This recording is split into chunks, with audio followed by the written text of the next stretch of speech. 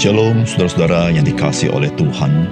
Hidup orang percaya seluruhnya adalah di hadapan Tuhan. Sehingga rancangan Tuhan bagi kehidupan orang percaya adalah seluruhnya adalah bagi melayani Tuhan. Saudara, ketika kita hidup seperti itu, maka seluruh aspek kehidupan kita menjadi berharga dan bernilai kekal. Salam jumpa dalam program Tuhan adalah Gembalaku.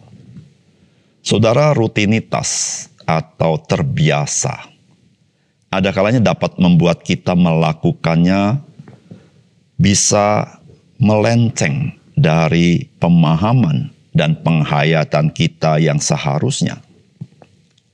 Dan salah satu yang dapat terjadi dengan kita sebagai orang percaya itu adalah terbiasa dengan pelayanan atau rutin ikut dalam pelayanan. Masih ingatkah saudara, kapankah saudara pertama kali terlibat dalam pelayanan? Dan pada waktu itu, apa yang saudara rasakan? Saudara, pada umumnya orang percaya ketika pertama kali terlibat dalam pelayanan, ia akan merasa sangat gentar. Sebagai contoh, ketika seorang percaya pertama diminta berdoa di dalam sebuah kebaktian, saudara bisa tahu apa yang dia rasakan. Saudara, pada umumnya orang itu sangat gentar dan sungguh-sungguh mempersiapkan diri untuk berdoa. Namun bagaimana jika seorang percaya sudah 20 tahun terlibat dalam pelayanan di pelbagai bidang, bahkan dia menjadi seorang pemimpin dan berulang kali maju ke muka untuk pimpin doa, bahkan seringkali menjadi misalnya worship leader? Apakah sama yang dirasakan?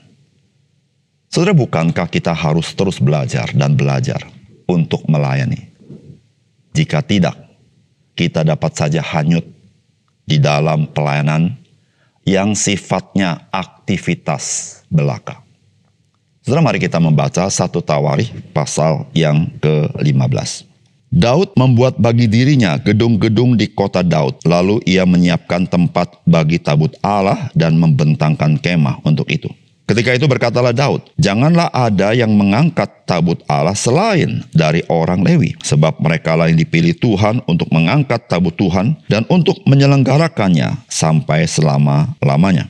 Kemudian Daud mengumpulkan segenap Israel ke Yerusalem untuk mengangkut tabut Tuhan ke tempat yang telah disiapkannya untuk itu. Ayat ke-11. Lalu Daud memanggil Sadok dan Abiatar, imam-imam itu, dan orang-orang Lewi, yakni Uriel, Asaya, Yoel, Semaya, Eliel, dan Aminadab, dan berkata kepada mereka, "Hai kamu ini para kepala puak dari orang Lewi, kuduskanlah dirimu, kamu ini dan saudara-saudara sepuakmu, supaya engkau mengangkut tabut Tuhan Allah Israel ke tempat yang telah kusiapkan untuk itu. Sebab oleh karena pada pertama kali kamu tidak hadir, maka Tuhan Allah kita telah menyambar di tengah-tengah kita, sebab kita tidak meminta petunjuknya seperti seharusnya." Jadi para imam dan orang-orang Lewi menguduskan dirinya untuk mengangkut tabut Tuhan Allah Israel. Kemudian Bani Lewi mengangkat tabut Allah itu dengan gandar pengusung di atas bahu mereka, seperti yang diperintahkan Musa sesuai dengan firman Tuhan. Daud memerintahkan para kepala orang Lewi itu supaya mereka menyuruh berdiri saudara-saudara sepuak mereka, yakni para penyanyi, dengan membawa alat-alat musik seperti gambus, kecapi, dan ceracap untuk memperdengarkan dengan nyaring lagu-lagu gembira. Ayat 25. Maka Daud dan para tua-tua Israel dan para pemimpin pasukan 1000 pergi untuk mengangkut tabut perjanjian Tuhan itu dari rumah Obed Edom dengan sukacita. Dan oleh karena Allah menolong orang Lewi yang mengangkat tabut perjanjian Tuhan itu, maka dipersembahkanlah 7 ekor lembu jantan dan 7 ekor domba jantan. Daud memakai jubah dari kain lenan halus, juga segala orang Lewi yang mengangkat tabut itu dan para penyanyi, dan kenanya yang mengepalai pengangkutan dan para penyanyi. Daud juga memakai baju efod dari kain lenan. Seluruh orang Israel mengangkut tabut perjanjian Tuhan itu dengan diiringi sorak dan bunyi sangkakala, nafiri dan ceracap, sambil memperdengarkan permainan gambus dan kecapi. Ketika tabut perjanjian Tuhan itu sampai ke kota Daud, maka Mikal, anak perempuan Saul, menjenguk dari jendela, lalu melihat Raja Daud melompat-lompat dan menari-nari, sebab itu ia memandang rendah Daud dalam hatinya. Saudara yang dikasihi oleh Tuhan, semua kita pada umumnya selalu mencari mudahnya dalam banyak hal, termasuk dalam sikap kita kepada Tuhan. Kata yang umum dipakai oleh kita adalah yang praktis sajalah. Raja Daud mengalami pil pahit dengan semangat itu. Meskipun niat hatinya baik, namun Tuhan tidak berkenan. Ternyata bagi Tuhan bukan sekedar hasilnya yang cepat, yang praktis, melainkan caranya pun haruslah yang Tuhan kehendaki. Dan sekarang saudara-saudara kita membaca dalam bagian ini Raja Daud mulai memperhatikan apa yang Tuhan mau. Saudara, apakah pesan firman Tuhan? Yang pertama, pelayanan bagi Tuhan itu bukanlah apa yang hendak kita lakukan bagi Tuhan, melainkan apa yang Tuhan kehendaki kita lakukan bagi Dia. Saudara, firman Tuhan berkata begini, Daud membuat bagi dirinya gedung-gedung di kota Daud. Lalu ia menyiapkan tempat bagi tabut Allah dan membentangkan kemah untuk itu. Ketika itu berkatalah Daud, janganlah ada yang mengangkat tabut Allah selain dari orang Lewi. Sebab mereka yang dipilih Tuhan untuk mengangkat tabut Tuhan dan untuk menyelenggarakan sampai selama-lamanya. Saudara, pengalaman adalah guru yang baik dalam kehidupan kita. Pil pahit tidak selalu menjerumuskan kita, tapi seringkali pil pahit itu justru menyembuhkan kita. Dan memang pil pahit yang dialami oleh Raja Daud menyembuhkan rohaninya, mencelikan matanya, bahwa apa yang dilakukan sebelumnya, sepertinya dia begitu mengasihi Tuhan, tetapi dalam perilakunya, dia tidak terlalu peduli dengan apa yang Tuhan perintahkan dalam firman-Nya. Saudara, di sini menjadi pelajaran bagi kita sebagai orang percaya. Saudara, jikalau engkau dan saya tidak peduli dengan apa yang difirmankannya, maka engkau dikelabui bahwa engkau mengasihi Tuhan dengan sungguh-sungguh. Engkau tidak pernah bisa mengasihi Tuhan sungguh-sungguh jikalau engkau tidak peduli dengan apa yang difirmankan Tuhan. Saudara, Raja Daud ingin mengembalikan tabut perjanjian dari Kiryat Yearim ke Yerusalem. Saudara, itu niat yang baik dan yang benar.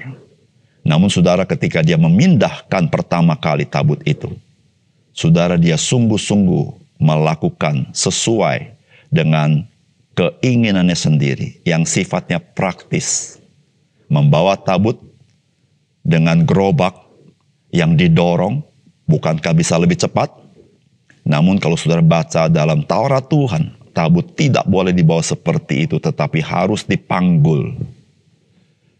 Saudara, kali ini Raja Daud mengerti dia harus melakukan seperti itu dan harus dilakukan oleh orang-orang Lewi. Saudara, apa yang kita pelajari dari hari ini, saudara? Saudara, pelayanan kita kepada Tuhan bukan bicara tentang apa yang kita mau lakukan bagi Tuhan, bukan. Saudara, pelayanan bagi Tuhan itu adalah apa yang Tuhan mau kita lakukan bagi Dia.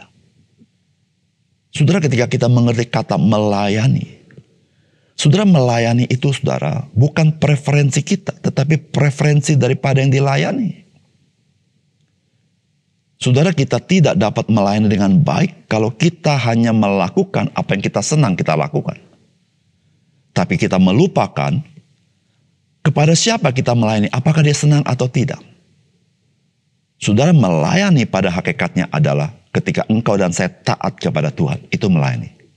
Jika engkau dan saya tidak taat kepada Dia, apapun yang kau lakukan, engkau tidak sedang melayani Tuhan.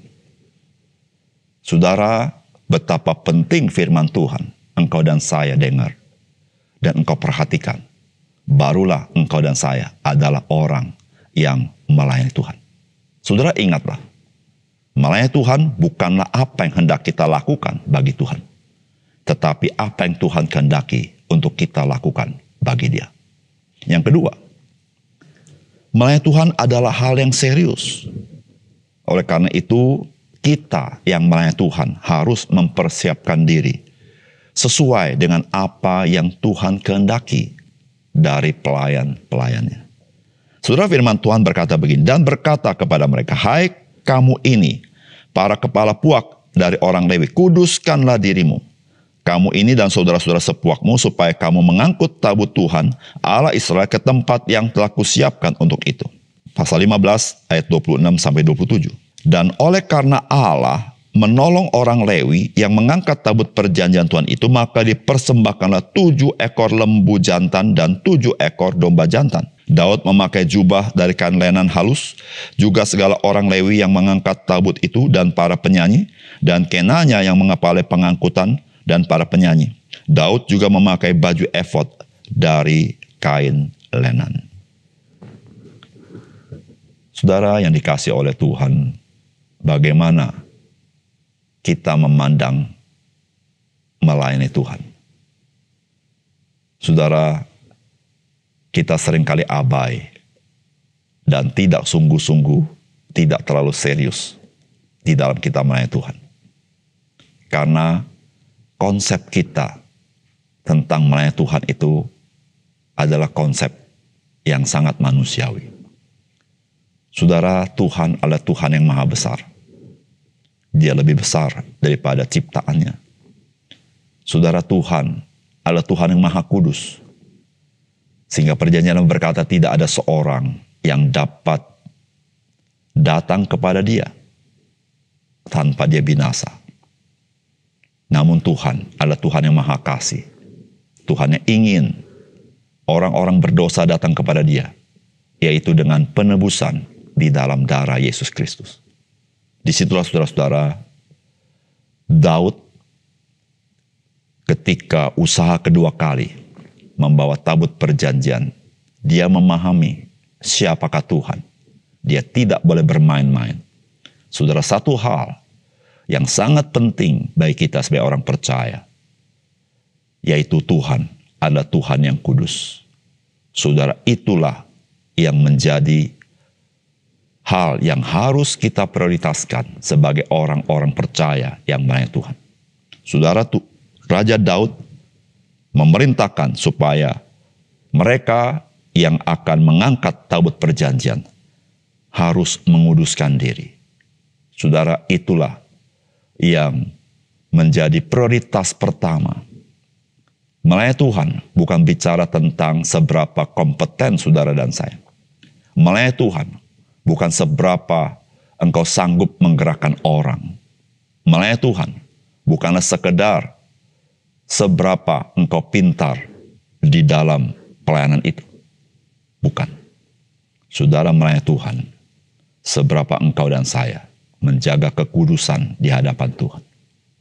Saudara, itulah orang yang melayani, mempersiapkan diri sungguh-sungguh di dalam melayani Tuhan. Saudara, bukankah orang Lewi memang menjadi panggilannya untuk melayani di dalam peribadatan? Tetapi saudara, meskipun Tuhan memanggil dia untuk peribadatan, tetapi saudara, kekudusan menjadi satu hal yang tidak boleh diabaikan. Saudara, apapun yang saudara dan saya dipercayakan Tuhan, itu anugerah Tuhan. Tetapi saudara, siapapun di antara kita yang dipercayakan Tuhan, tidak ada seorang pun di antara kita boleh mengabaikan apa yang disebut dengan kekudusan. Itulah persiapkan diri kita melayani Tuhan. Dan saudara, melayani Tuhan bukan sekedar ketika engkau dan saya melayani di gereja. Saudara, sebagai orang percaya, kita melayani Tuhan di dalam seluruh aspek hidup kita. Karena kita hidup di hadapan Tuhan. Disitulah saudara-saudara firman Tuhan berkata, kuduslah engkau, sebab Bapamu kudus. Disitulah saudara, kita melayani Tuhan bukan seperti apa yang kita mau, tetapi apa yang Tuhan mau dari pelayannya. Mari kita berdoa. Bapa surga, terima kasih untuk kebenaran firman-Mu. Biarlah Engkau menolong kami supaya kami melihat betapa serius hidup kami di hadapan Tuhan. Sehingga kami sungguh-sungguh melakukannya di dalam kekudusan dan di dalam firman-Mu. Sehingga ya Tuhan, niat hati kami yang baik, kami lakukan dengan cara yang Tuhan inginkan. Terima kasih. Dalam nama Tuhan Yesus kami berdoa. Amin.